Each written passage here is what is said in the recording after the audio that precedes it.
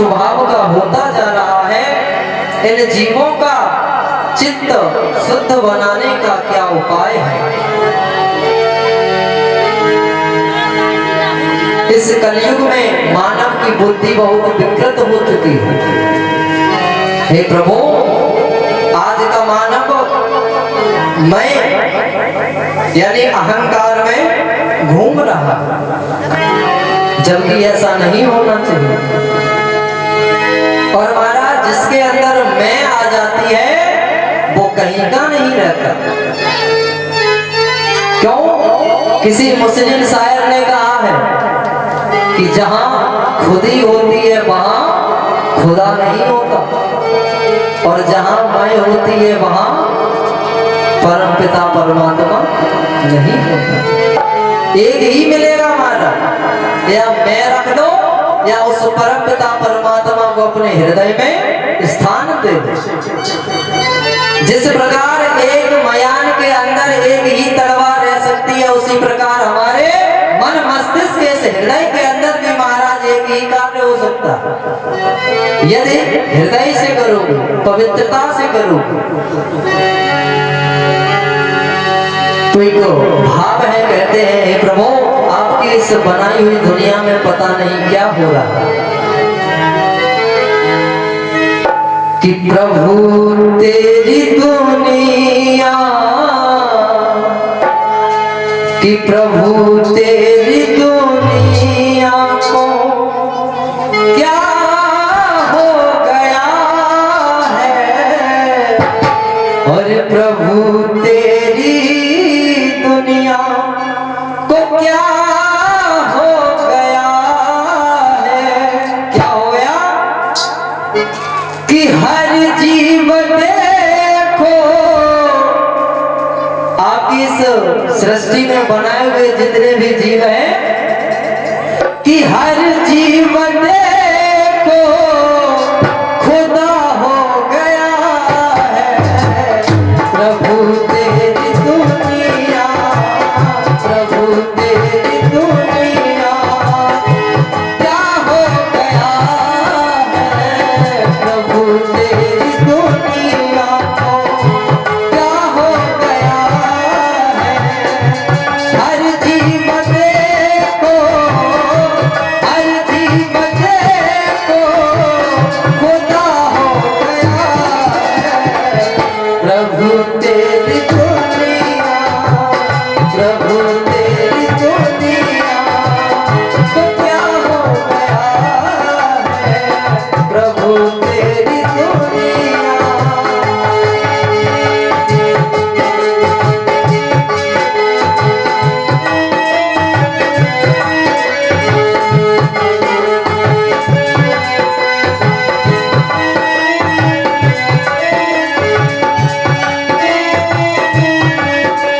श्री राधे।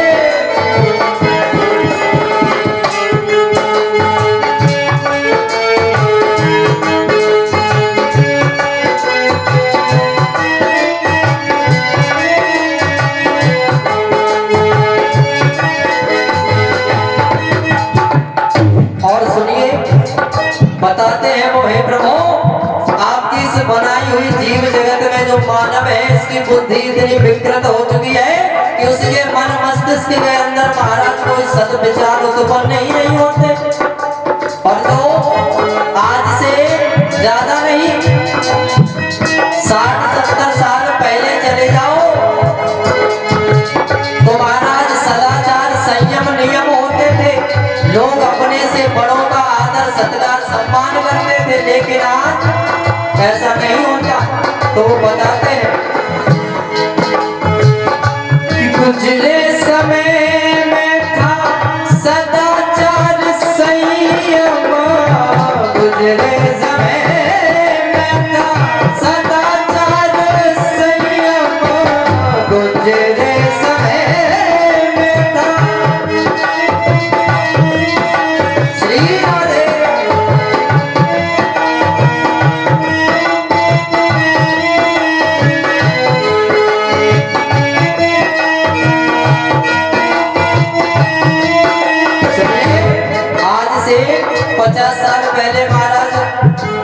व्यक्ति अपने से बड़ों का सम्मान करता था, यदि कहीं बुजुर्ग रास्ते में मिल जाए तो राम राम प्रणाम करता था। आज के व्यक्ति को राम राम करने में भी महाराज शर्म महसूस होती है, ये क्या जमाना आ गया। और महाराज सुनिए, किसी कवि ने कहा था कि जिस समय किसान के बेटे को गाय के गोबर में यदि बदबू आने लगे उठाने में, बोले कि इसमें बदबू आ रही है, हम हाथ नहीं लगा सकते, तो समझ लेना समय बहुत खराब आ चुका।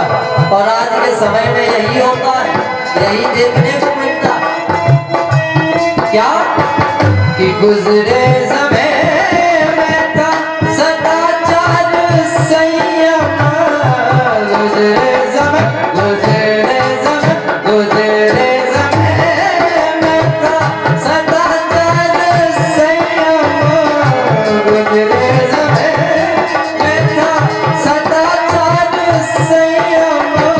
और आज वो सबसे विदा हो गया है।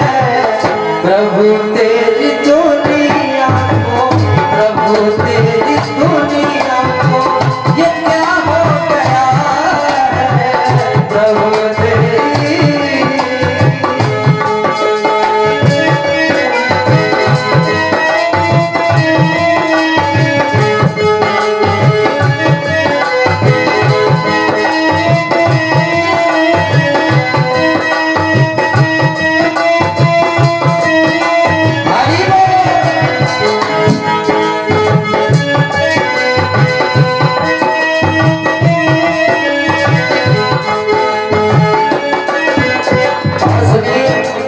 पंक्ति में बताया उस कवि ने कि गुजरे समय में करते थे सेवा, गुजरे समय में करते थे सेवा, गुजरे समय में करते थे सेवा।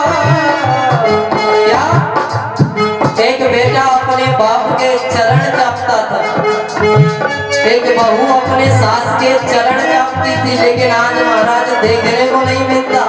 और यदि बोल भी दो तो मुंह फुला के बैठ जाते। और वही बेटा जो पिछले समय में अपने माँ बाप की, अपने बुजुर्गों की इज्जत करता, सम्मान करता, आज वही अपनी बीवी का महाराज गुलाम बना बैठा, इशारों पे नाचता। कि गुजरे समय में करते थे सेवा, गुजरे समय में करते थे सेवा, लेकिन आज आदमी बीवी का, आज आदमी बीवी का गुलाम हो गया है। आज आदमी बीवी का गुलाम हो गया है। प्रभु तेरी दुनिया को क्या हो गया है। प्रभु तेरी दुनिया,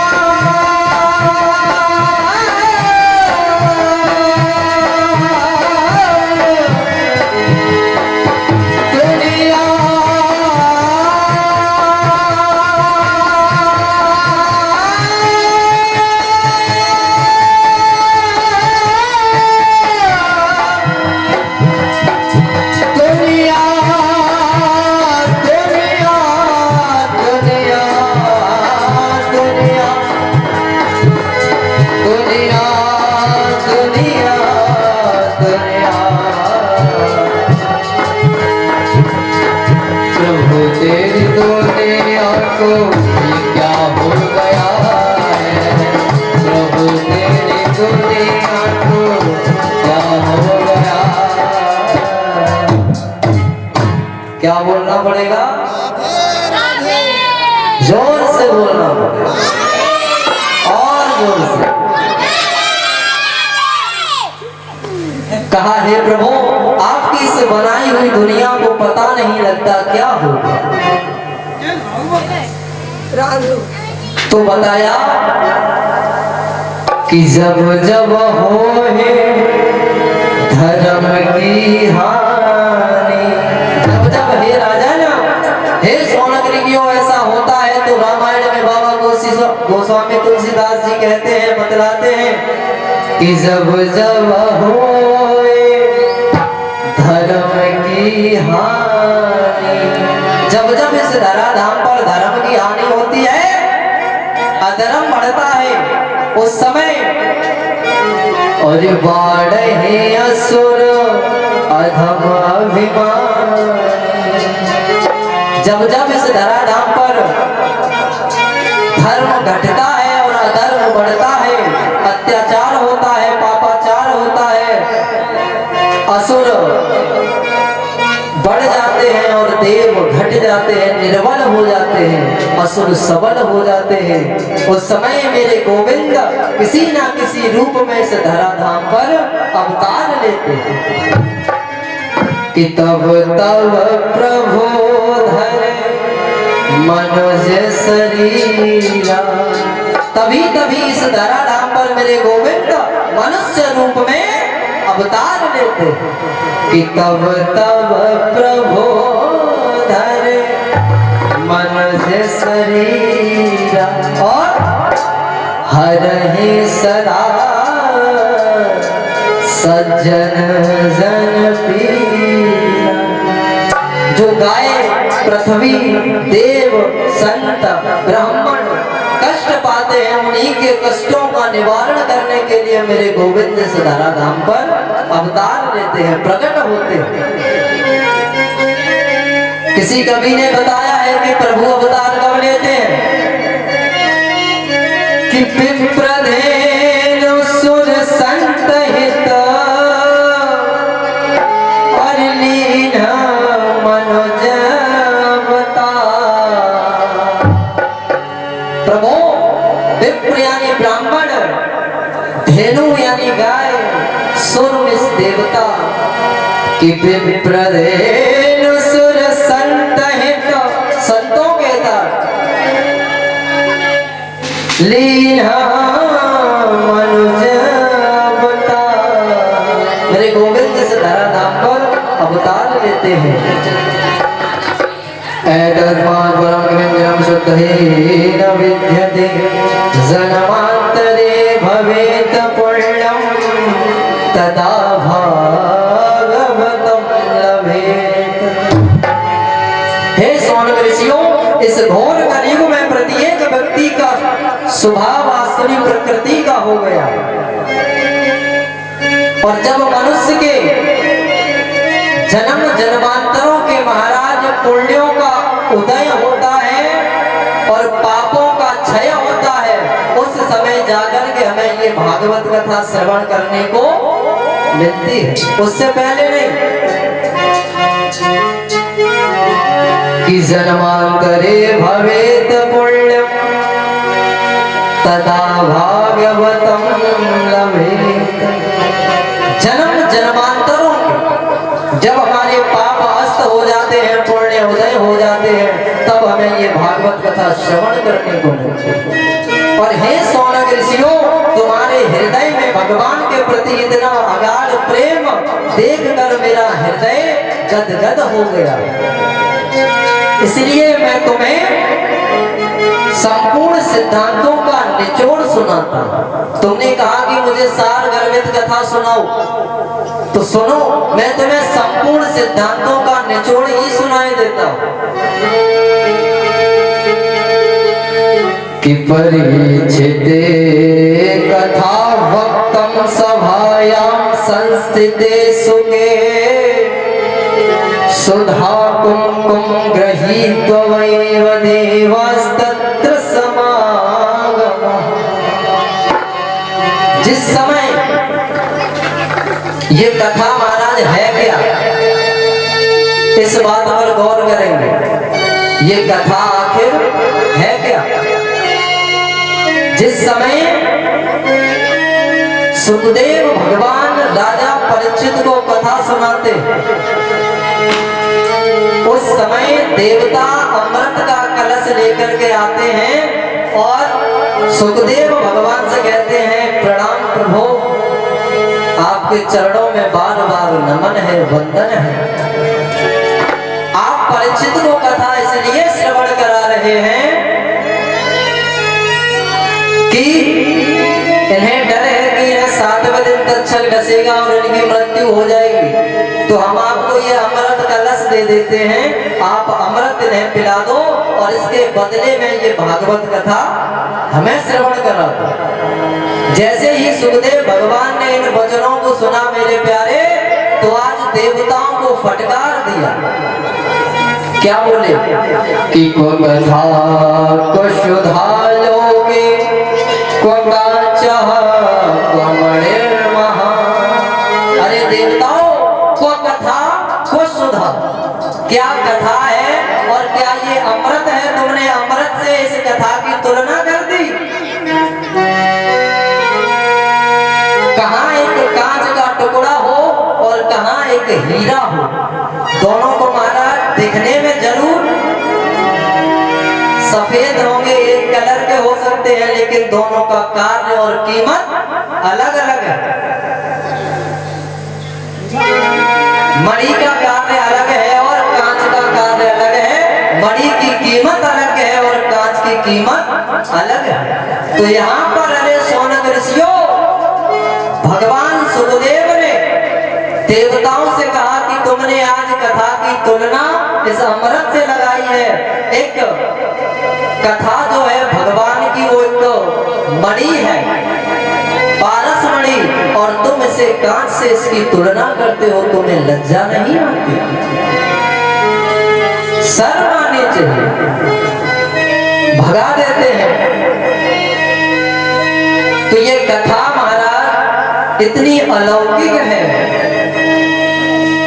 इस कथा से जो जीव यदि मन कर्म वाणी चित्त से श्रवण करे और इसे हृदय में उतारे और उसके बाद उसका अनुकरण करे, तो इस संसार में ऐसी कोई वस्तु नहीं है जो ये भागवत कथा न दे सकती। लेकिन हृदय पवित्र होना चाहिए। बाबा ने भी रामायण में बतलाया कि निर्मल मन जन सो मोहे पावा, और मोहे कपट छल क्षेत्र न भावा। गोस्वामी बाबा ने रामायण में साफ बता दिया प्रभु किसे पसंद करते हैं और किसे पसंद नहीं करते।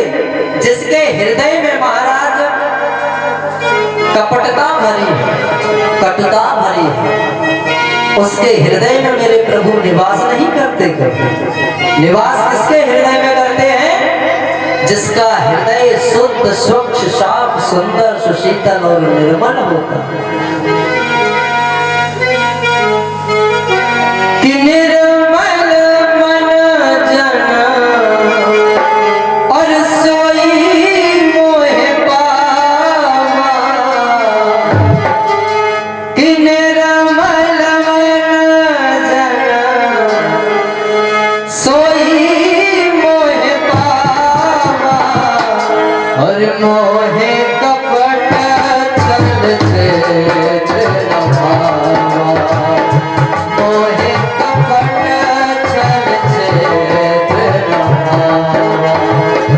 निर्मल मन जन सो मोहे पावा, निर्मल मन जन सो मोहे पावा, मोहे कपट छल क्षेत्र न भावा, मोहे कपट छल क्षेत्र न भावा, मोहे कपट छल क्षेत्र न भावा। जिसका हृदय निर्मल है, स्वच्छ है, साफ है, सुंदर है, उसी के हृदय में मेरे गोविंद निवास करते हैं। वरना महाराज इस हृदय के अंदर कपट कतरनी चलाते रहोगे तो कुछ भी हासिल होने वाला नहीं है। किसी ने कहा है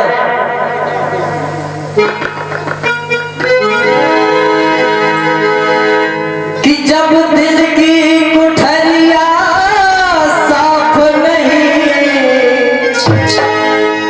हृदय का जो कमरा है जब वो स्वच्छ नहीं है तो कुछ भी कर लो महाराज। कि जब दिल की और कुठरिया साफ नहीं, तो महाराज रोज गंगा स्नान करो, त्रिवेणी स्नान करो, संगम में स्नान करो, कोई लाभ नहीं। तो ऊपर से नहाए का होई, कुछ नहीं होगा हमारा। इसीलिए कहता हूं यदि तुम्हारा मन स्वच्छ है, हृदय साफ है, तो मेरे गोविंद तुम्हारी बाहरी स्वच्छता नहीं देखते, मेरे गोविंद भ्यांतरी यानी आंतरिक स्वच्छता को देखते। इसलिए अपने हृदय को निर्मल बनाओ, स्वच्छ बनाओ, यदि कल्याण चाहते हो।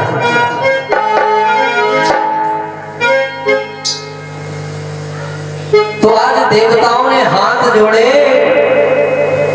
कहा हे प्रभु हमें क्षमा करिए, हम आपकी कीमत और आपकी इस कथा की कीमत को समझ गए। ये कथा महाराज देवताओं तक को दुर्लभ सिद्ध होती है, यहाँ पर सुलभ नहीं है। सुलभ किसे है? हमारे और आपके जैसे मनुष्यों को। इसीलिए महाराज देवता इस धराधाम पर आने के लिए तत्पर रहते हैं, तरसते हैं कि कैसे भी करके हमें इस मृत्यु लोक में जन्म मिल जाए और हमें आपको उस परमपिता परमात्मा की कृपा से ये 3.5 हाथ काया रूपी शरीर मिल भी गया तो हम इसकी कदर नहीं करते। इस दुनियादारी की चटनी घिसने में ही समय निकाल देते। यहाँ आकर महाराज 99 के चक्कर में पड़ गए, सोचते हैं 100 हो जाए और वो 100 होने वाले नहीं, तब तक तुमने अपना ये जीवन व्यर्थ गवा दिया। और जब ये जीवन व्यर्थ गवा दोगे मेरे प्यारे, तो उस परम पिता परमात्मा को अपना ये मुख दिखाने के काबिल नहीं बचोगे। क्यों? इस दुनिया में आए हो तो हम और आप किसी की अमानत है। जैसे हम और आप किसी सुनार के पास जाते हैं, कोई चीज गिरवी रखते हैं, कहते हैं इतने समय में हम ले जाएंगे, और नहीं ले जाते हैं तो वो चीज डूब जाती है, नहीं मिलती। इसी प्रकार उस परम पिता परमात्मा ने हम पर तरस ला करके 84,998 योनियों में भ्रमण कराया, तब जाकर के 99 नंबर पर ये मानव योनि का जन्म मिला तुम, और उसे इस संसार सागर की दुनियादारी में व्यर्थ में गवा देते। यदि इसका महाराज उद्धार चाहते हो तो उस परम पिता परमात्मा का भजन करो। जब तक जीवन में भजन नहीं तो इस जीवन का उद्धार संभव ही नहीं। तो हे सौनक ऋषियों, मैं तुम्हें एक सार गर्भित कथा सुनाता हूँ, सुनो। एकदा हि विशालायाम चत्वारि ऋषयो संगयो अमलः सत्संगार्थ समायतः ततस्तत्रं नारदः। अरे सौनक ऋषियों, एक दिन विशालपुरी में वे चारों निर्मल ऋषि सत्संग के हितार्थ से आते। कौन से ऋषि महाराज? सनक, सनंदर, सनत सनत कुमार। ये 4 ऋषि सत्संग के हितार्थ इस मृत्यु लोक में आते हैं। जब आए तो उन्होंने देव ऋषि नारद जी को देखा, दृष्टि पड़ी। नारद जी जल्दी जल्दी जा रहे थे तो चारों ऋषियों से नहीं रुका गया। उनकी दशा को देख करके बोल पड़े कि कथम ब्रह्मण दीन मुखः कुतश्चिंता तुरो भवान् त्वरितं गम्यते कुत्र कुतश्चागमनं तव। कथम ब्रह्मण दीन मुखः, हे देवर्षि आपका मुख उदास क्यों है और आप जल्दी जल्दी कहां जा रहे हैं? तो नारद जी ने कहा, हे प्रभु, मैं इस मृत्यु लोक को देवोत्तम लोक मान करके समझ करके इस पृथ्वी मैया पर आया। यहाँ आकर मैं पुष्कर में गया, प्रयाग में गया, काशी में गया, हरिद्वार, गोदावरी, कुरुक्षेत्र, श्री क्षेत्र, रामेश्वर, सेतुबंध आदि सभी तीर्थों में मैं गया, लेकिन मेरे मन को कहीं शांति नहीं मिली। जहाँ भी जाता हूँ, जितनी देर के लिए उस मंदिर प्रांगण में रहता हूँ, तब तक तो मेरे मन को शांति मिलती है। जैसे ही उस पवित्र स्थान से बाहर निकलता हूँ तो हमारा मन पुनः विचलित हो जाता है। हे प्रभु, और मैं जहाँ जहाँ अपनी नजर फैलाकर देखता हूँ तो मुझे क्या नजर आता है? बोले क्या नजर आता है? तो देवर्षि नारद बतलाते हैं कि ऐसा न विद्या तपो न दानम ज्ञानम न शीलम गुणो न धर्मः। अरे ऋषियों, मैं जिधर अपनी नजर घुमा के देखता हूँ मुझे कहीं ऐसा न विद्या तपो न दानम, ना मुझे कहीं ज्ञान नजर आता है, ना मुझे कहीं तप नजर आता है, ना ही मुझे कहीं दान नजर आता है, ना ही मुझे किसी में ज्ञान और ना ही किसी में नम्रता नजर आती है, तो और ना ही कहीं धर्म देखने को मिलता है। जब ऐसा नहीं मिलता है तो वे मनुष्य कैसे हैं महाराज? कितने मृत्यु लोके सबु विभार भूता। जो मनुष्यों के अंदर महाराज न ज्ञान है, न शील है, न दान है, न धर्म है, न जप है, न तप है, ऐसे मनुष्य कैसे हैं? किस श्रेणी के अंतर्गत आते? कितने मृत्यु लोके वे मनुष्य इस पृथ्वी मैया पर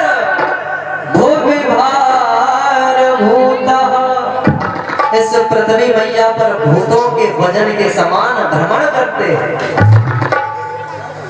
और मनुष्य रूपेण मृगाश्चरन्ति। किसकी उपमा दे दी? कि मनुष्य रूपेण मृगाश्चरन्ति। मनुष्य के रूप में अवश्य है, लेकिन महाराज मृगों की भांति पृथ्वी मैया पर अपने भरण पोषण में लगे। अपना उदर तो महाराज एक जानवर भी भर लेता, अपना पेट को एक जानवर भी भरता है। जो काम पशु करता है वही हम करते हैं, तो हम में और पशु में फिर महाराज अंतर ही क्या बचा? पेट हम भरते हैं तो पेट वो भी भरता है, विष्ठा हम करते हैं तो विष्ठा वो भी करता, बच्चे हम पैदा करते हैं तो बच्चे वो भी पैदा करता। क्या अंतर बचा? अंतर है तो यही है कि हम इस मानव योनि को पाकर के उस परम पिता परमात्मा का भजन कर सकते हैं, भक्ति कर सकते हैं, भाव कर सकते हैं, पूजन कर सकते हैं, बंधन कर सकते हैं, अर्चन कर सकते हैं, लेकिन पशु ऐसा नहीं कर सकते। इतना ही अंतर है। और यही अंतर हमें महाराज, यदि इतने कर्म हमारे अंदर नहीं है तो पशु में और हम में कोई अंतर नहीं, समानता हो जाती है। और हे ऋषियों, जिस समय में वृंदावन में गया तो मेरी दृष्टि पड़ी कि तत्राश्चर्यं मया दृष्टा श्रूयताम तन्मुनीश्वर एकात तरुणी तत्र निखण्ड खिन्न मानस। जैसे ही मैं वृंदावन धाम में पहुंचा तो मुझे आश्चर्य हो गया। तो ऋषियों ने कहा, हे देवर्षि नारद, आपने वृंदावन धाम में ऐसा क्या दृश्य देख लिया जिससे आपको आश्चर्य हुआ? तो आज देवर्षि नारद बतलाते हैं कि हे प्रभु, मैंने क्या देखा? मैंने देखा कि एक जवान स्त्री बैठी हुई है और उसके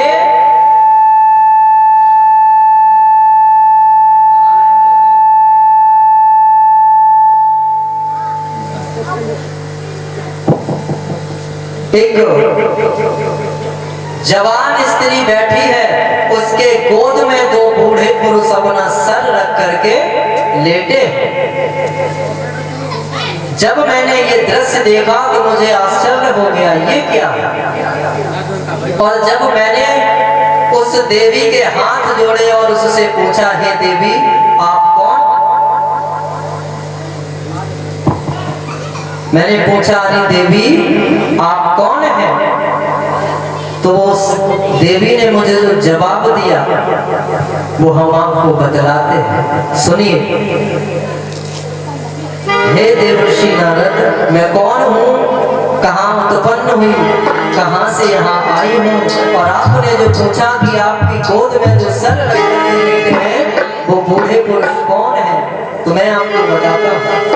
हमारे सामने वाले भैया यदि मेरी आवाज को सुन पा रहे हो तो कृपा करके हो।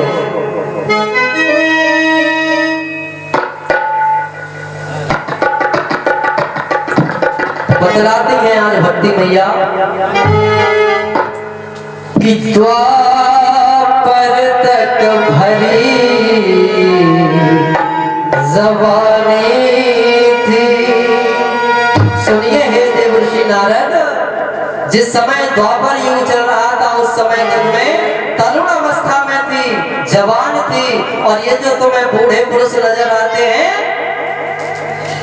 ये कैसे थे कि द्वापर तक भरी और जवानी थी, छाया तक ना थी आपे में।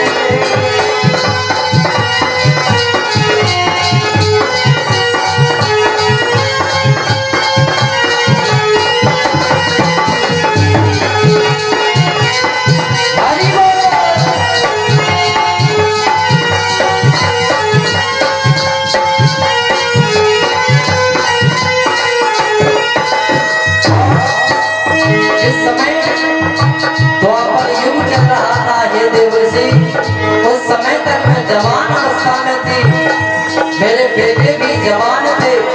जैसे ही इस कलयुग का आगमन हुआ उसी समय से मैं तो जवान ही रही, लेकिन मेरे बेटे वृद्धावस्था को प्राप्त हुए। और आपने पूछा कि मैं कौन हूँ, तो मेरा परिचय सुनो।